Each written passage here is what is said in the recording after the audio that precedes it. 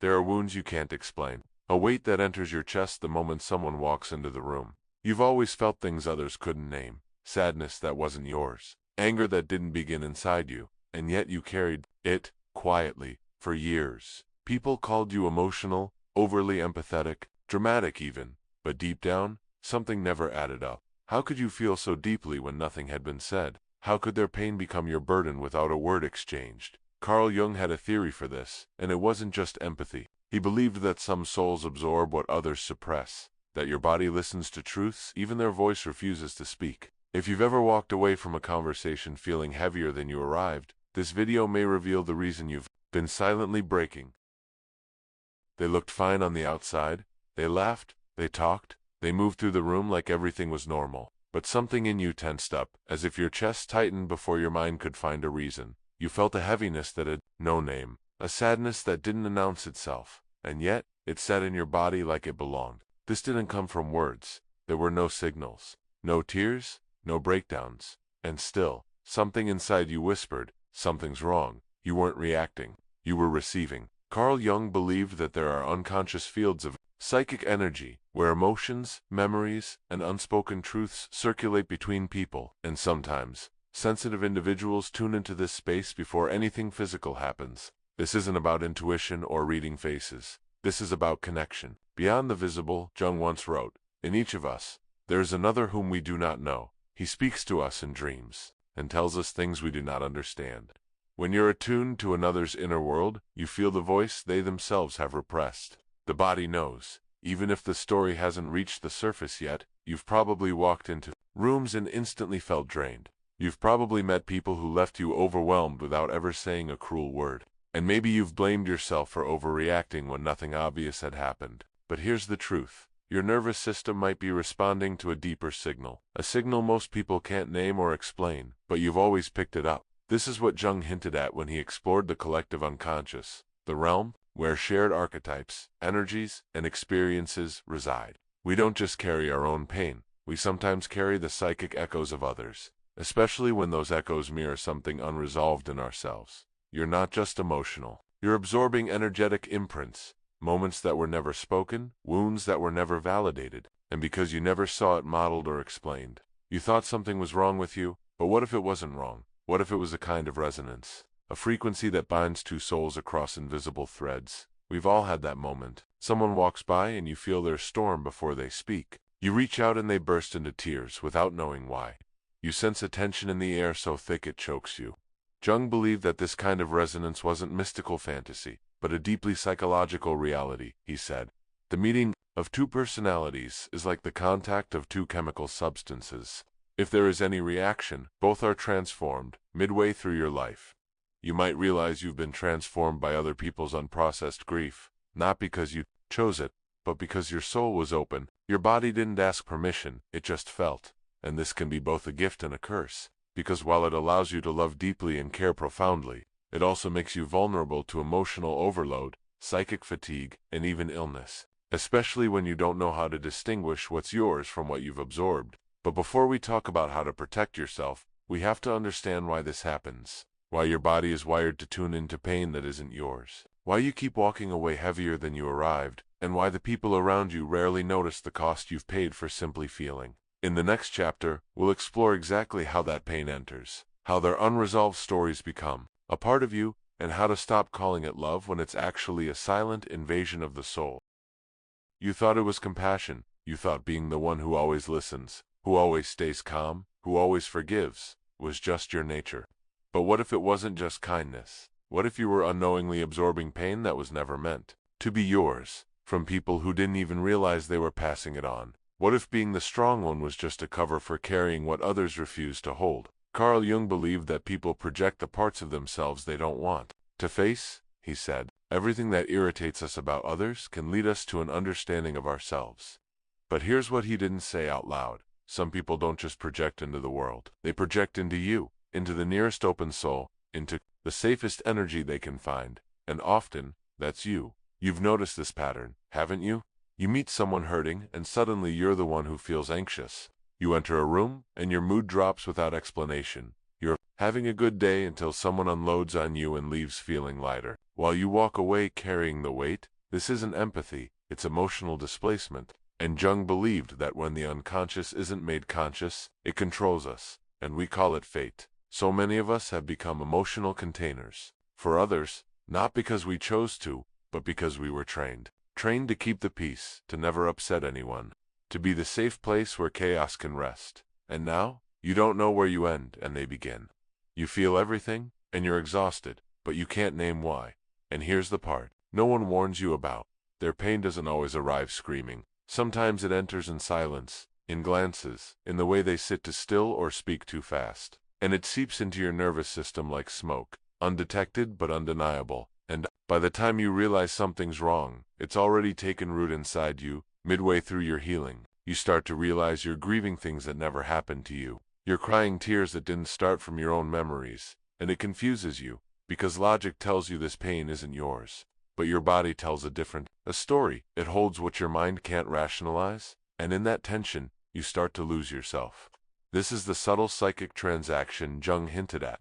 The moment when one person's shadow finds refuge in another's open heart. The most terrifying thing is to accept oneself completely, Jung said. And so many people don't. Instead, they spill, transfer, even infect. And the more sensitive you are, the more porous you become. If you've ever walked away from a person and felt heavier, angrier, or deeply sad without knowing why, this might be what's happening. You're not just sensitive, you're unguarded, and their energy, their pain, their unresolved fear, it's all looking for somewhere to land. You might even notice that certain people come to you only when they're in crisis, that your presence calms them, but drains you. And somewhere along the way, you began to confuse being needed with being loved. But love doesn't cost you your peace, and holding space for others should never mean losing yourself. So what do you do when their pain becomes yours? When the line between care and collapse disappears? When you don't know how to say this is not mine without feeling guilty? The answer starts with recognition, with awareness, and with courage. The courage to return what never belonged to you, because carrying someone's emotional residue is not love, it's self-abandonment in disguise. And you deserve to feel light again, to feel clean in your spirit and safe in your body. In the next chapter, we'll look at what Jung warned us about, the real danger of psychic resonance, how invisible pain transfers like emotional electricity, and why some people unconsciously seek out those who feel too much. You've been told emotions are personal, that feelings belong to the individual, but Carl Jung didn't believe that. He saw something else, a hidden web connecting us all, not through thought, but through resonance, not through logic, but through psyche. There is no coming to consciousness without pain, he warned, and sometimes that pain doesn't even begin in you. It passes through you like a current, and you don't even realize it's not yours. What if the anxiety you've been carrying belongs to someone you haven't spoken to in months? What if the heaviness in your chest is the echo of a parent's silence, or the residue of a partner's guilt? What if feelings don't just stay with their origin? What if they search for receivers, and you, without knowing it, have always been one? Jung called this the psychic field, a collective space of unspoken energy, unconscious fear, and inherited pain. It's not a metaphor. It's a reality for those who feel too much. The moment you enter a room, your nervous system scans for shifts in the emotional climate, your body adjusts before your mind can catch up, and suddenly, you're carrying something that was never spoken aloud. Here's the part people don't understand. Psychic resonance isn't about being spiritual, it's about being attuned. Like a tuning fork vibrating with the energy around it. If someone near you is tense, repressed, emotionally blocked, you don't just notice, you mirror. And this is what Jung feared. Not because the connection was wrong, but because we rarely recognize it, and when we don't recognize it, we become consumed by it, he once said. The unconscious of one person reacts upon that of another, without either being conscious of the process. This is the invisible hand moving between people, transferring sorrow, rage, shame, not through words, but through presence, energy, and silence. You've lived through this more times than you realize. A loved one has a bad day and says nothing, but suddenly your thoughts spiral. Your chest tightens, your sleep breaks. You don't know why, you just know something inside you shifted. And days later, you find out what they were going through. This is not coincidence, this is resonance.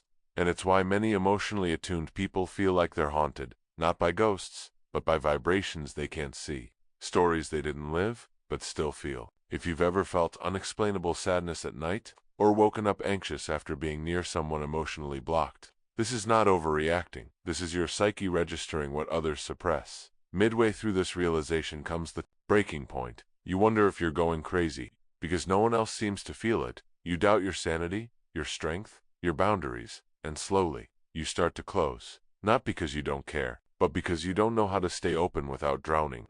And Jung warned us about this. He didn't romanticize sensitivity. He respected it as a psychological force, but he knew that without boundaries, that force turns inward. It starts to poison the carrier, and instead of becoming healers, we become hostages of what we've absorbed. No tree, it is said, can grow to heaven unless its roots reach down to hell, Jung wrote. And if you've spent years connected to other people's shadows, it's no wonder you feel so heavy, because you've been rooted in their pain, without ever being told how to plant yourself back in your own soul. This is what psychic resonance does. It merges the line between who you are and who they are, between your sorrow and their projection, between your empathy and their unconscious scream, and the more open you are, the more likely you are to carry what was never yours to begin with. So what now? What do you do when your gift becomes your burden? When resonance becomes invasion? When the body says yes, but the soul says no? The answer begins with understanding. The mask, the identity you created to survive the overflow. In the next chapter, we'll reveal how the cold persona others accused you of wearing was never about distance, but self-preservation, because when you absorb too much for too long, the only way to stay alive is to shut down. They said you became cold, distant, detached. They looked at you and said you've changed, but no one asked why. No one noticed how long you tried to stay open, how many storms you sat through in silence, how many times you absorbed their chaos, and still smiled, until something inside you broke, and not loudly, not all at once, but quietly, like a dimmer switch turning your heart down to survive. This isn't your fault, not the numbness, not the silence, not even the moments when you stopped caring. Jung understood this shutdown as a survival response, not a moral failure. People will do anything, no matter how absurd, to avoid facing their own souls, he wrote, and sometimes, when they refuse to face theirs, they make you hold it for them, and you, without tools, without language, carry it until you collapse inward. What looks like emotional distance on the outside is often emotional overload on the inside. You didn't disconnect because you were cold. You disconnected because you were full, too full of sorrow, of unspoken tension, of memories you didn't make but still felt. And somewhere along the way, your system said enough. You began to apologize for things you couldn't name, for being quiet, for being tired, for not showing up with the same light you used to have, and people called it withdrawal, but you knew it was something deeper, something older, like a soul that had carried too much light for too many others, and forgot how to hold its own. This is what Jung described when he spoke about the fragmentation of the self. The way a person, overwhelmed by unconscious pressure, begins to split, not dramatically, but subtly, pulling parts of themselves away from the world. A man who has not passed through the inferno of his passions has never overcome them, he said, and when you've lived in others' infernos for too long, you either burn up or fade out. Midway through your retreat, you may have started believing the lie that there's something wrong with you, that your lack of emotion is proof of failure, that your quiet means you're broken. But the truth is more sacred than that. Your silence wasn't collapse, it was wisdom. Your numbness wasn't weakness, it was protection, because when no one taught you how to return pain to sender, your body took it in, held it, digested it, and when it could no longer hold it, it shut down, not to destroy you, but to preserve what was left, and that is not a flaw, it's intelligence. Jung saw this collapse as a call from the unconscious, an invitation to restore the self that had been scattered. The privilege of a lifetime is to become who you truly are, he said, and you cannot become yourself if you're still carrying the weight of who everyone else needed you to be. So no, it's not your fault that you pulled away, that you grew silent, that your emotions dulled into fog. You were surviving in a world that asked too much of your heart and gave too little language for its pain. But now that you know it wasn't failure, you can stop blaming yourself and start listening to what your silence was really trying to tell you, because hidden in that numbness is a locked room, and inside that room is not emptiness, but the real you, waiting to feel again. In the next chapter, we'll open that door slowly. We'll explore what happens when you allow your feelings to return not as a flood, but as a soft remembering, and we'll walk together into the space where healing begins. You thought it was empathy. You called it a gift, a blessing, even a spiritual trait.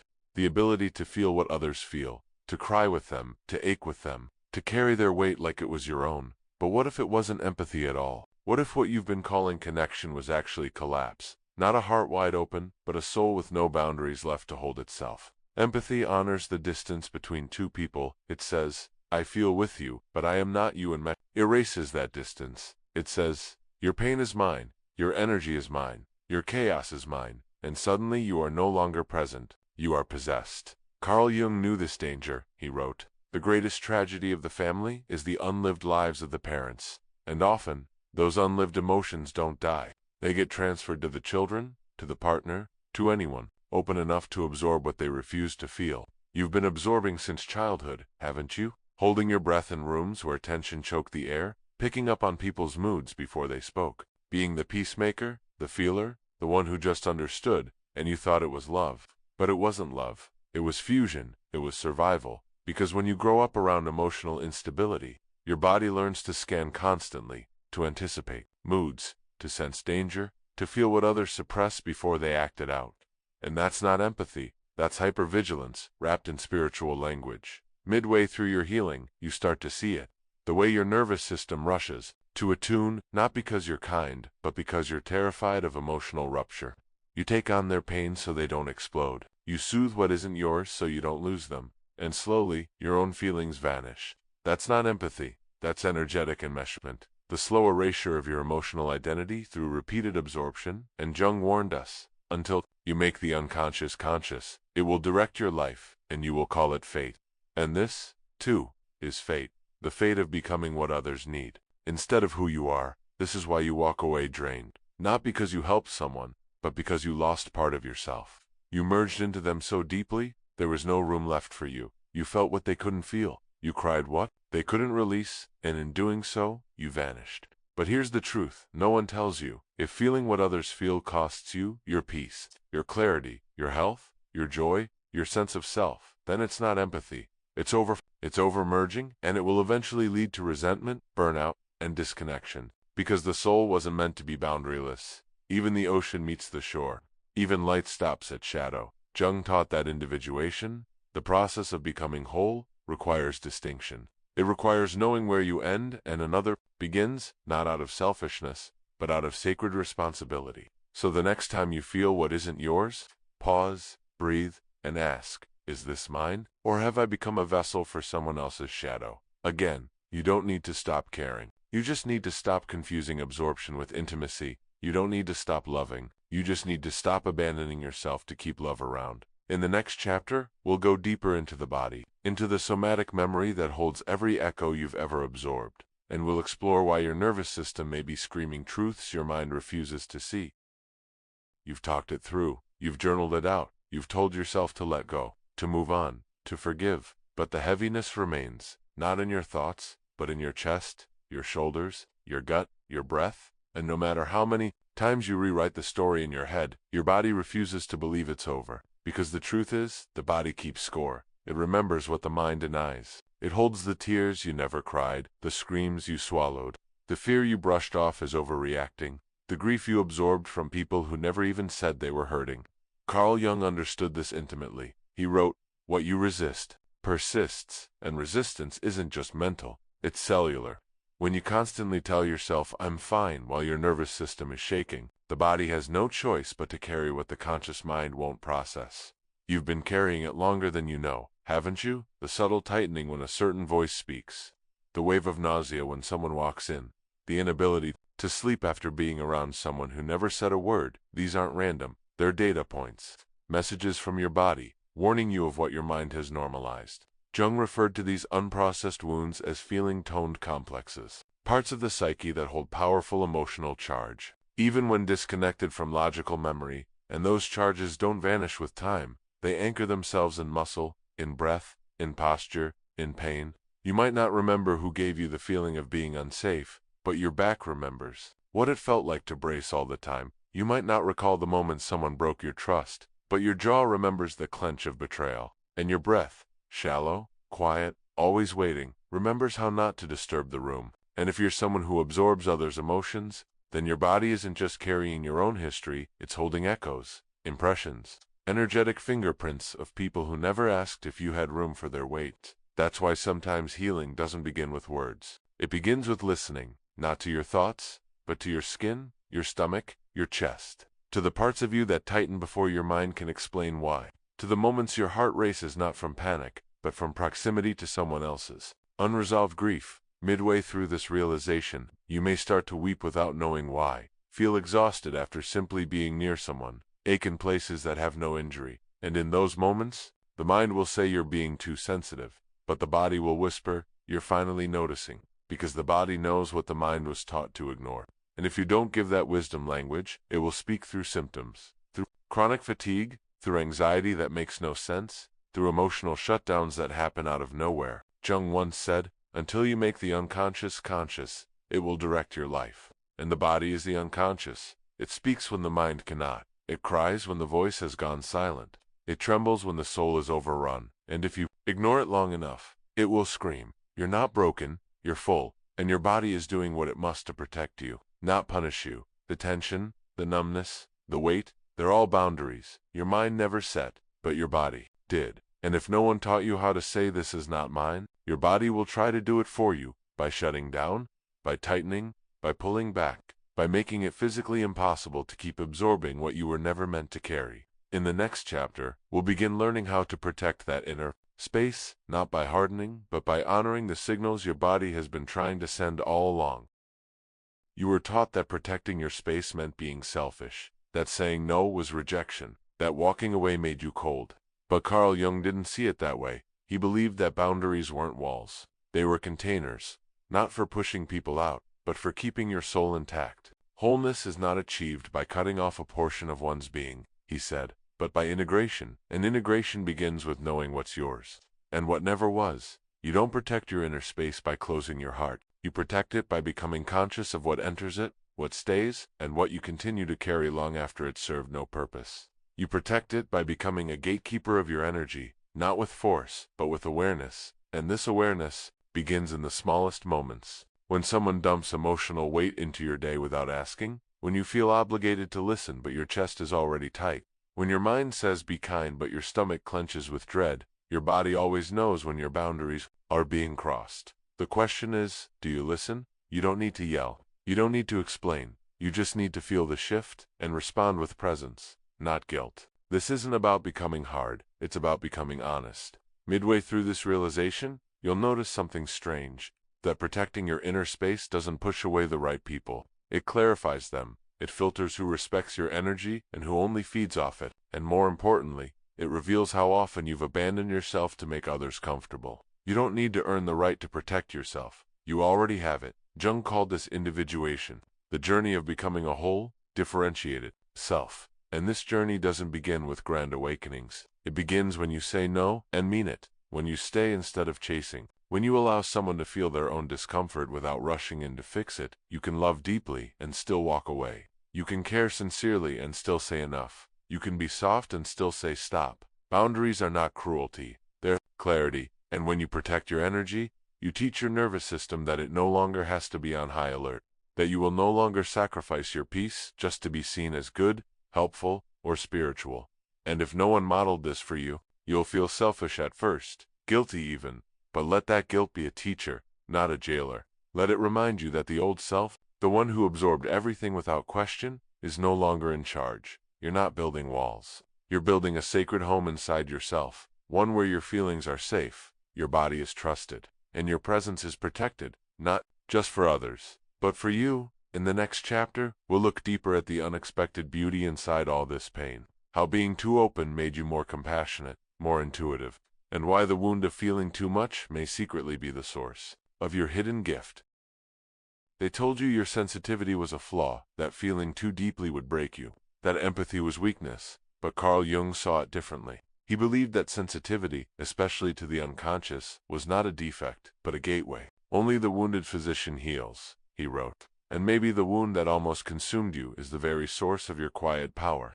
You didn't just survive the emotional storms, you learned how to read them. You didn't just absorb pain, you began to understand it, not intellectually, but intuitively, because you've lived inside what others only theorize. You know what it means to hold sadness without words, to feel danger that hasn't yet arrived, to sense the turning of a soul long before a mouth dares to speak it. And while the world calls this too much, Jung might have called it psychic attunement. What others suppress you feel, What others avoid, you carry. What others numb, you listen to. And somewhere inside all that heaviness, you built something rare: empathy with discernment, compassion with clarity, love with limits. Midway through your awakening, you'll look back and see it clearly. Every meltdown you had was a message. Every shutdown was a boundary your soul enforced when your mind didn't know how. Every collapse was secretly an upgrade, a moment where your Sisson said, "This version of you cannot continue. We need more truth." You thought you were broken, but you were blooming, in darkness, in silence,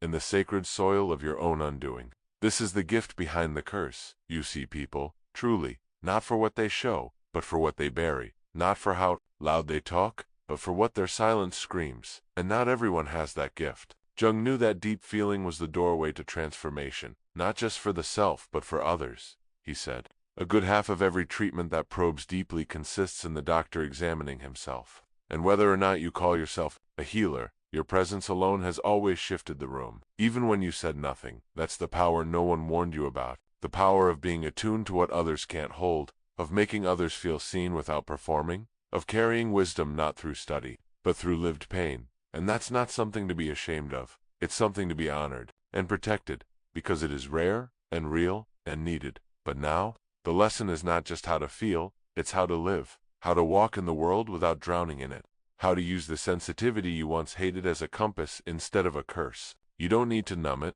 you don't need to escape it, you just need to claim it, on your own terms, with full awareness, with full agency. In the final chapter, we'll bring everything together: the sensitivity, the boundaries, the wisdom of the body, and the voice you lost but are now ready to reclaim. Because you were never fragile, you were surviving, and now, you're about to start living. And in that remembering, you begin to return, not just to life, but to yourself. They said you were cold, detached, distant, but they never saw what it cost you to stay open for so long. They never counted the nights you cried alone because you didn't know how to say, "This hurts me too." They never felt how much you carried in silence, how much you swallowed to keep others comfortable. They only noticed the moment you stopped giving. Not the years you gave without boundaries, not the slow erosion of your light. What they called cold was your final defense, the last fragment of a self trying not to break. You weren't cold, you were surviving. Carl Jung wrote, "The privilege of a lifetime is to become who you truly are. But no one tells you that becoming often begins with breaking, that before you awaken, you'll abandon yourself too many times to count. You'll betray your own body, your own boundaries, your own voice, and in the ashes of that betrayal, something ancient begins to rise.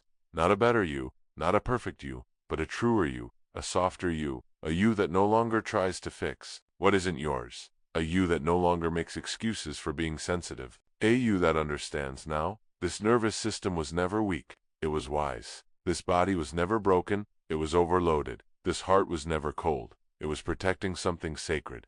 And now that you've returned, now that you've seen yourself without the masks, without the pleasing, without the pretending, you begin again, slower this time, quieter, but stronger. This is not a new version of you, this is the original, the one you had to forget in order to survive. And now, finally, you remember, you're not here to absorb everyone's pain. You're here to transform your own. Not to carry what others deny, but to honor what you've reclaimed. Because healing isn't a finish line, it's a rhythm, it's a returning, and you don't have to rush it, you just have to trust it, and trust yourself. You were never cold, you were surviving, and now, you're beginning to live.